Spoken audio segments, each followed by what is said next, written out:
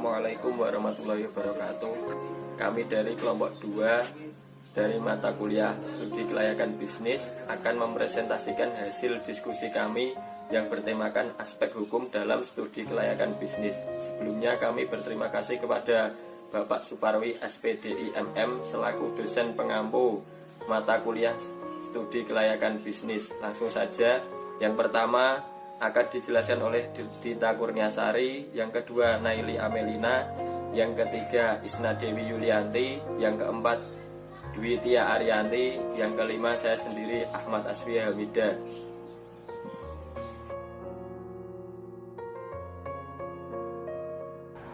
Saya Dita Kurniasari, NIM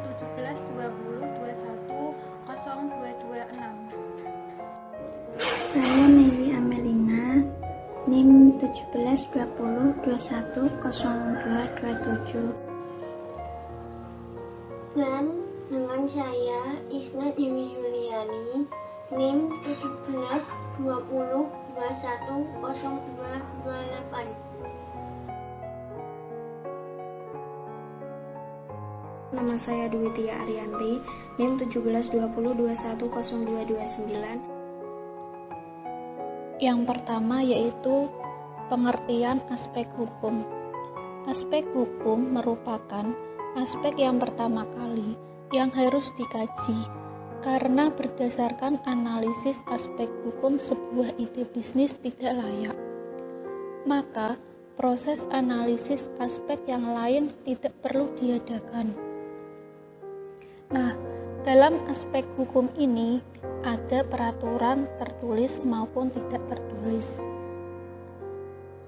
Dalam peraturan tertulis seperti undang-undang, kemudian dalam peraturan tidak tertulis atau bisa disebut dengan lisan, contohnya seperti hukum adat. Kemudian dilihat dari segi yuridis atau dalam segi hukum, pada dasarnya pelaksanaan bisnis merupakan rangkaian kegiatan prestasi dan kontraprestasi. Istilah dari prestasi itu sendiri yaitu pelaksanaan kewajiban suatu pihak, sedangkan kontraprestasi adalah pelaksanaan kewajiban oleh pihak lain. Menurut Subagio, tahun 2007, semua usaha dalam bentuk apapun memerlukan keabsahan legalitas karena faktor ini yang menentukan keberlanjutan hidup suatu perusahaan. Sebelum melakukan investasi di suatu wilayah, pada saat menganalisis aspek-aspek studi kelayakan, terlebih dahulu dilakukan evaluasi dan pra-penelitian tentang peraturan hukum dan ketentuan yang berlaku di wilayah tersebut. Apa pengertian dari keabsahan legalitas itu sendiri? Keabsahan legalitas sama dengan legalitas perusahaan, yaitu di mana perusahaan yang bergerak dalam suatu bidang apapun dinyatakan sah menurut hukum. Jadi, keabsahan legalitas dalam aspek hukum kelayakan bisnis merupakan faktor terpenting karena digunakan untuk pengambilan keputusan investasi oleh pihak luar. Tujuan aspek hukum.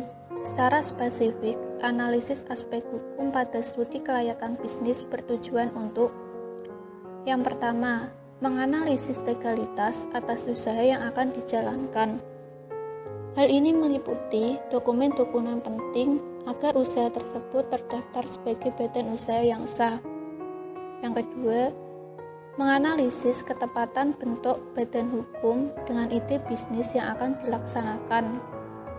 Yang ketiga, menganalisis kemampuan bisnis yang akan diusulkan dalam memenuhi persyaratan perizinan. Yang keempat, menganalisis jaminan-jaminan yang bisa disediakan jika bisnis akan dibiayai dengan pinjaman. Selanjutnya ada bentuk badan hukum.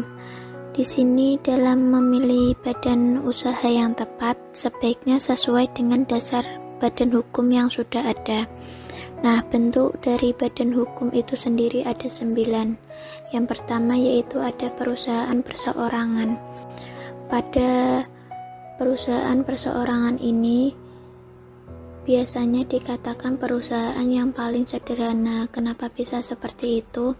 Karena perusahaan perseorangan ini hanya didirikan oleh satu orang, dan tanpa izin pun kita bisa mendirikan suatu usaha, atau kita ingin membuat toko atau membuat kedai makanan, tanpa izin pun kita bisa mendirikannya.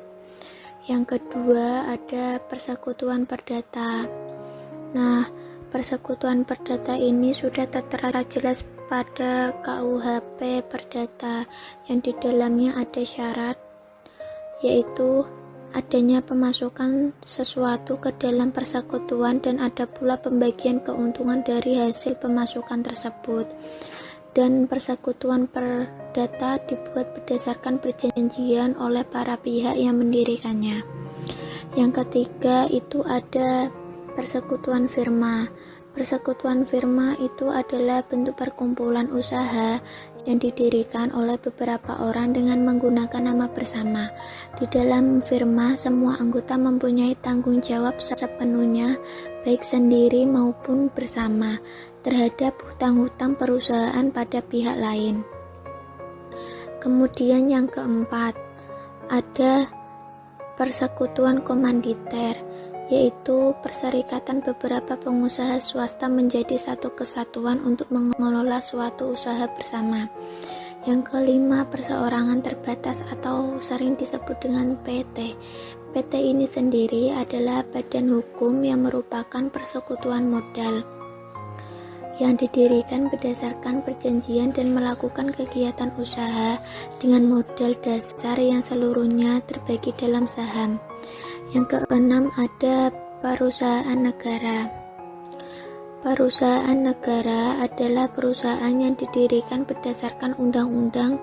Modal untuk mendirikan perusahaan negara adalah atas kekayaan negara yang dipisahkan dan tidak dipisahkan atas saham. Nah, tujuan dari pendirian perusahaan negara ini tidak lain adalah sebagai pembangunan ekonomi nasional menuju masyarakat yang adil dan makmur. Yang ketujuh yaitu perusahaan daerah. Pada perusahaan daerah ini merupakan perusahaan yang didirikan dengan suatu peraturan yang ada dalam daerah tersebut. Yang kedelapan yaitu yayasan. Yayasan ini sendiri bertujuan untuk mencari keuntungan dan lebih menekankan usahanya pada tujuan sosial. Dan yang terakhir, yang kesembilan yaitu ada koperasi. Koperasi merupakan badan usaha yang bergerak di bidang ekonomi yang bertujuan meningkatkan kesejahteraan anggotanya yang bersifat murni, pribadi, dan tidak dapat dialihkan. Selanjutnya adalah jenis-jenis izin usaha. Kegiatan usaha dimanapun selalu memerlukan dokumen penunjang usaha, dan ada beberapa izin yang diperlukan sebelum menjalankan usahanya. Terdapat bermacam-macam izin yang dibutuhkan tergantung dari jenis usaha yang dijalankan.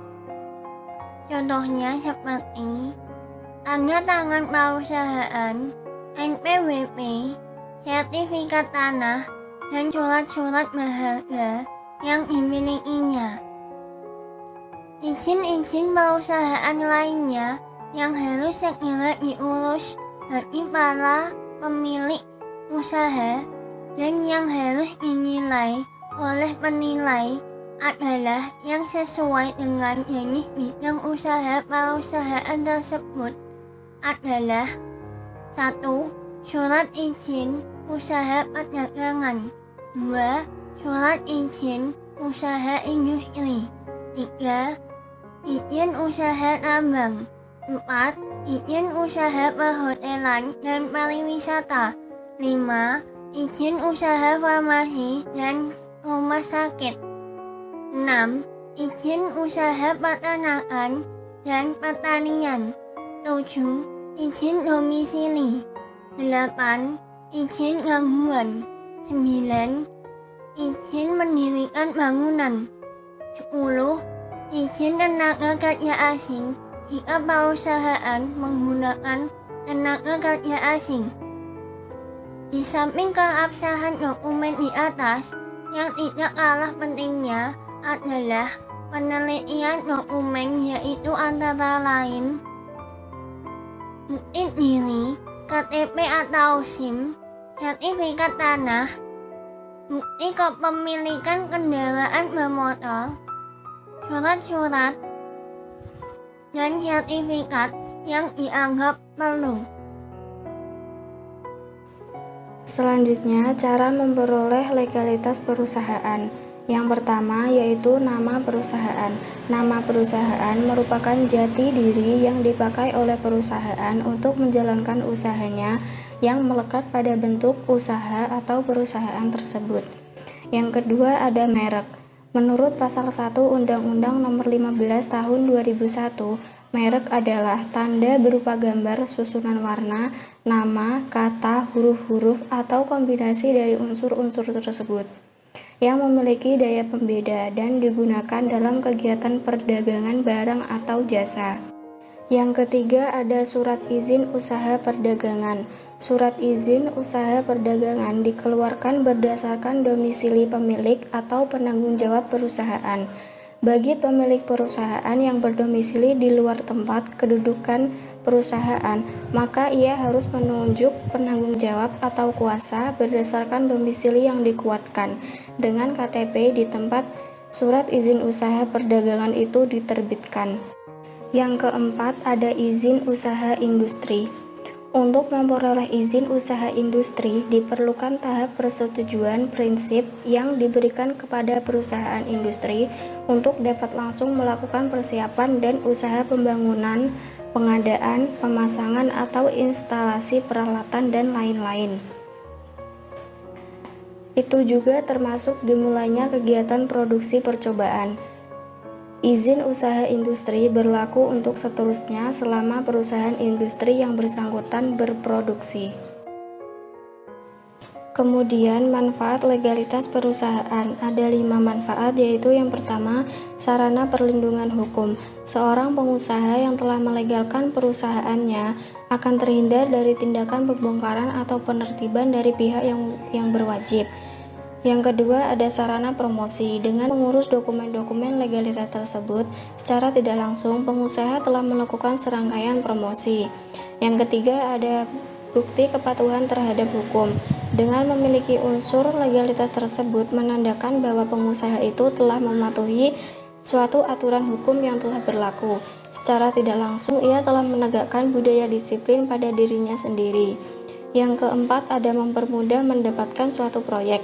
Dalam suatu tender selalu mensyaratkan bahwa perusahaan harus memiliki dokumen-dokumen hukum yang menyatakan pelegalan perusahaan tersebut, sehingga hal ini sangatlah penting nantinya untuk sarana pengembangan suatu usaha. Yang terakhir ada mempermudah pengembangan suatu usaha. Untuk pengembangan usaha pasti diperlukan dana yang cukup besar. Dana yang dibutuhkan bisa diperoleh dengan proses peminjaman kepada pihak bank, dan dokumen-dokumen legalitas tersebut akan menjadi salah satu persyaratan yang diajukan oleh pihak bank. Selanjutnya saya akan menerangkan bagian penelitian lapangan. Sebelumnya saya akan memperkenalkan dulu. Nama saya Ahmad Asfi Hamida, NIM 17202 Langsung saja, penelitian lapangan. Dari penelitian ini berfungsi untuk mengecek kebenaran data. Ada 2 cara untuk mengecek kebenaran data. Yang pertama, mendatangi sumber informasi yang berhak mengeluarkan surat. Yang kedua, mencari informasi dari laporan atau media lain yang membuat informasi yang relevan atau benar-benar terpercaya. Selanjutnya, dokumen-dokumen yang harus disiapkan oleh perusahaan untuk menghadapi penilaian studi kelayakan bisnis. Yang pertama, badan hukum. Yang kedua, tanda draft perusahaan. Nomor 3, NPWP. Nomor 4, surat izin usaha. Yang kelima, izin domisili. Yang keenam, izin mendirikan bangunan. Yang ketujuh, bukti diri. Yang kedelapan, izin-izin lainnya. Terima kasih atas perhatiannya. Kurang lebihnya mohon maaf. Demikian akhir dari presentasi kami. Semoga apa yang disampaikan barusan bermanfaat untuk kita. Wassalamualaikum warahmatullahi wabarakatuh.